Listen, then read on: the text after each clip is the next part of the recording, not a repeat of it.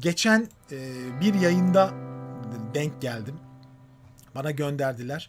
Kendisinin internette hiç kaydı yok neredeyse. Bu da böyle e, bir yerlerde tesadüfen saklanmış bir kayıt. İdris Erdem dinleyeceğiniz şu an okuyan kişi. Üsküdar Şakir'in cami müezziniymiş o dönemde. Bilmiyorum şu an hala orada mı. Beylerbeyi Hamidi Evvel Camii'nde okuduğu bir Kürdili Licazkar ezan dinleyeceksiniz. Olağanüstü bir makamsal beceri. Buyurun dinleyelim.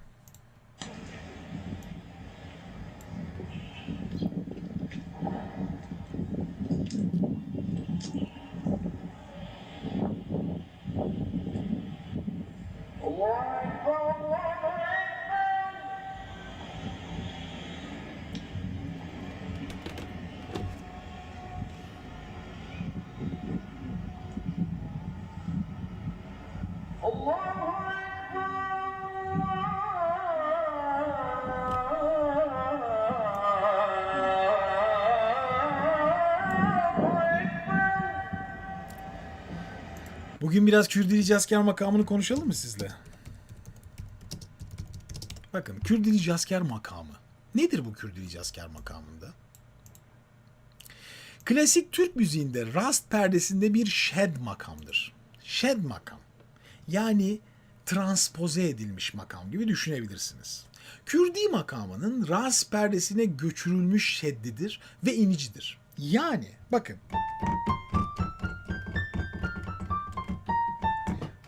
Artık sevmeyeceğim. Kürdi makamı.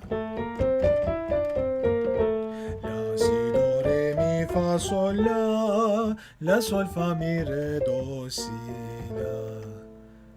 Artık sevmeyeceğim, bütün kabahat benim. Klasik Kürdi makamı stiline sahip bir şarkı örnek.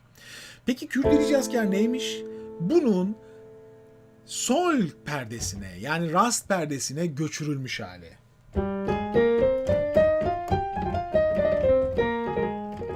Fakat diyor çıkıcı değil inici bir makam. Yani tepede başlıyor.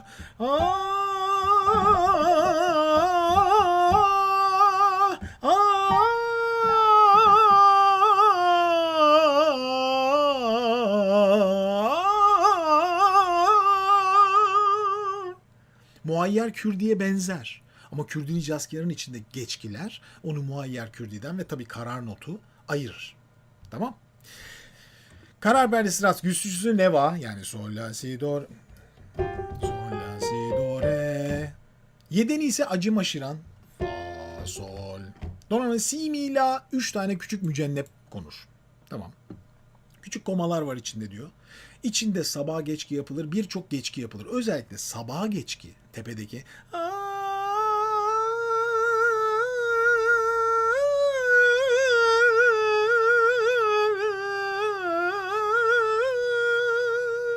bu tepede gösterilen sabah geçki Kürdili Cazker'in karakterlerindendir. Bazen de biterken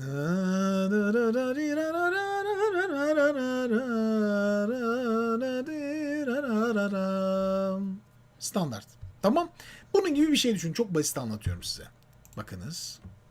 Tekrar başa alalım mı şu girişten? Çok güzeldi çünkü. Ve galiba sol karar okuyor.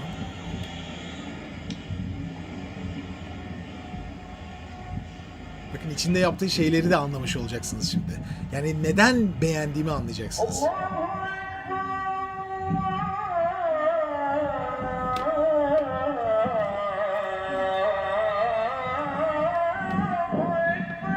Size bütün önce bir oktavlık makamı anlattı.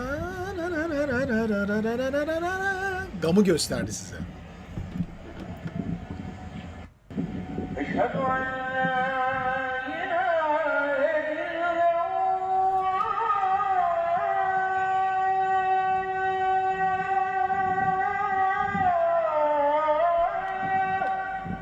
Sadece duygu değil, teknik ve bilgi olağanüstü. Bakın çıkıcı, ya inici. Tiz sesle duruyor sürekli, dikkat edin.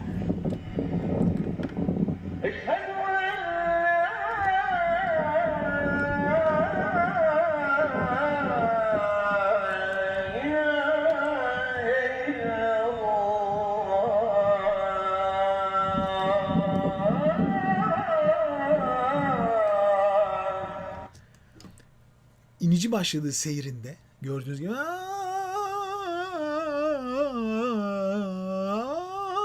iki kere size gene aralığı gösterdi. Karar sesini gösterdi ki bu bir Kürdili cazker makamı. Peki çarpmaları?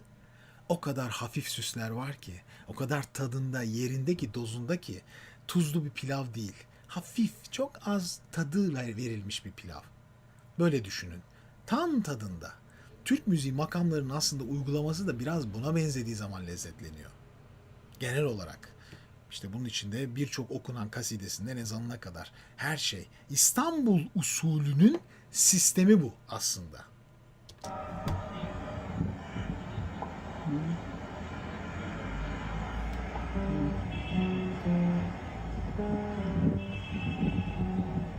أشهد أن محمدا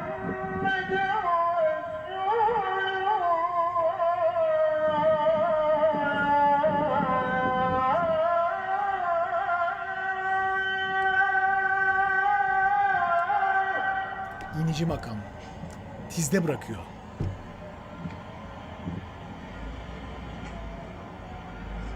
Cevabında muhtemelen karar gösterecek.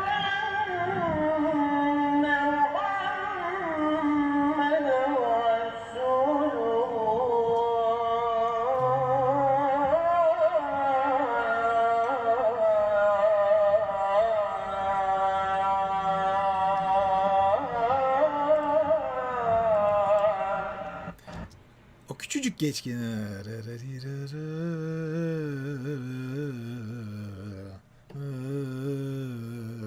Hafif bir küçük geçki.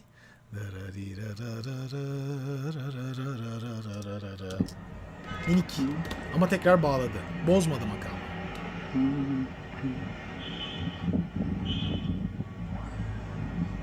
Tam o geçkiyi kulağıma yerleştiremedim. Dinlemem lazım. Tekrar ineceğim.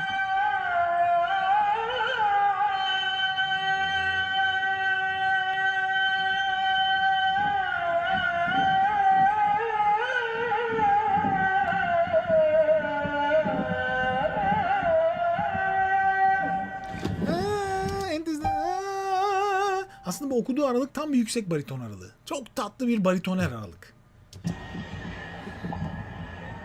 Yine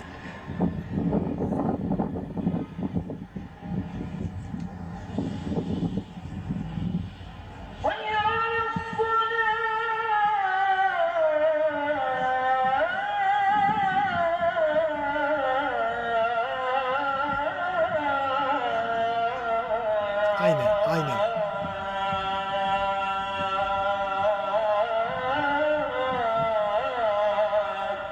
Geçkiden sonra da kararı temizliyor. Tekrar Kürdiye dönüyor. Şimdi bu bölümde Kürdici askerı muayyer Kürdiden ayırması gerekiyor. Bir klasiği yapacak. Sabah.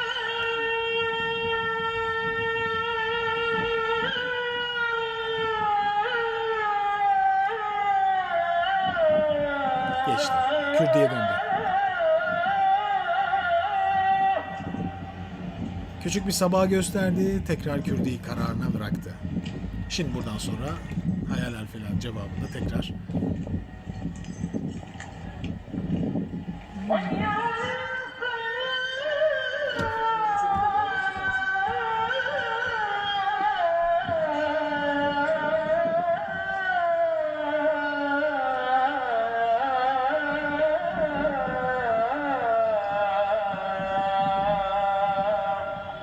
çok temiz. Neredeyse si bemol do da olabilir çıktığı nokta. İyice dinlemem lazım. Ben diyeceğim.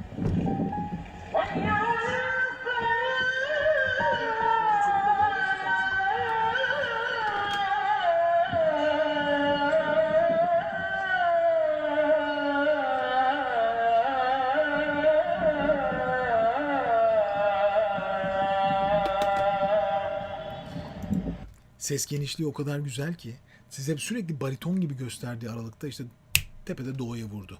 Bu hafta bana çok sorulan bir şey vardı. Mesela dediler ki bir bariton ses çalışarak tenor olur mu? Evet, ses genişliği genişler. Genişler sesler. Yani benim gözümle gördüğüm, şahit olduğum birçok konu var bu konuda. Mesela en tizde fa'ya bile çıkamayan bir baritonun 2-3 senelik iyi çalışmayla, çok iyi söylemeyle, doğru söylemeyle ben si natürel seslerini rahat rahat verdiğini gördüm. Yani 5 ses, 6 ses kazanabildiğini gördüm tizlerde. Evet, bir bariton görünümlü birinin de tizleri çok güzel, doğru kullandığı zaman ve bu kadar küçük çarpmalarla kaçırdığı zaman büyük bir aralık kullandığını görürsünüz. Dayanıklılığı ne kadar olur bilemem. Ama geçen hafta mesela bir İtalyan tenoru incelemiştik. Bütün hayatı bariton söyleyerek geçmiş. Ama geliştirmiş kendini. Tenor da söylemeye başlamış. Ama ne kadar tenorda direniş sergileyebilir bir tenor kadar bilemem.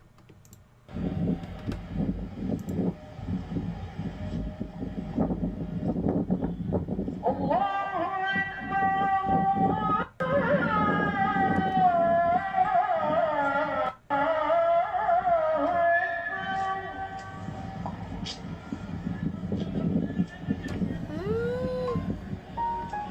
Hepsi bemolleri gibi.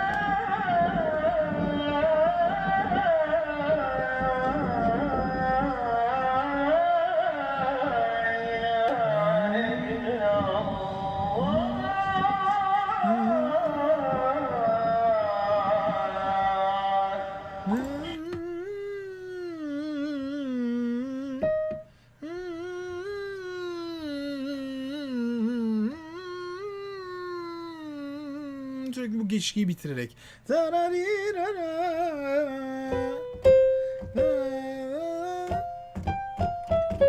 Küçük bir icaz geçki sürekli do üzerinde gösteriyor size. Sol karar olduğunu düşünün.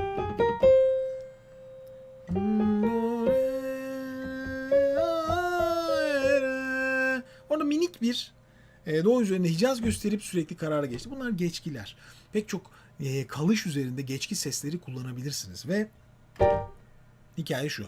Sonuna kadar geldiğimizde genel toparlarsam benim duyduğum en güzel, en yerinde, en dengeli, en tatlı Kürdili icazkar ezanlardan biri olmuş. Gerek okuma tekniğiyle ve o biraz önce bahsettiğim hani bir insan baritonlayan tenor olabilir mi? Tenorken başka sesler söyleyebilir. Evet, yapabilir. Bu müsait yani. Biz bunları becerebilecek gelişimleri sağlayabiliriz. Tabii ki bunun bir çalışma süresi var, gelişim süresi var, doğru genişleme süresi var. Eğer o doğru genişleme olmazsa zaten olmaz bu dedikleri şeyler. Kendini bilmek her şeyden önemlidir. Kendi sesini tanımak her şeyden önemlidir. Yapamayacağınız bir şeyi binlerce kere denemek veya yaptığınız zaman zarar verdiğini hissede hissede yapmak bu işte yapılmaması gereken şeydir. Eğer bu şartları doğru kullanırsanız kişi kendi sesini epey genişletir. Ben de okul yıllarında bayağı genişletmiştim. Yani okula girdiğim zaman daha dar bir sesim vardı. Okulun belli döneminden sonra daha geniş bir sesim oldu. Tenorlarla çalıştıkça daha çok tenor sesleri, daha da yukarıları taşıdığımı, işte daha bas sesleri dinledikçe daha basların nasıl çalıştığını öğrenmeye başladım. Yani herkes dinleyerek kendinize katabileceğiniz şeyler var. Teşekkür ediyoruz hocamıza. İdris Erdem. Gerçekten çok lezzetli, tadında, keyifli bir ezan olmuş.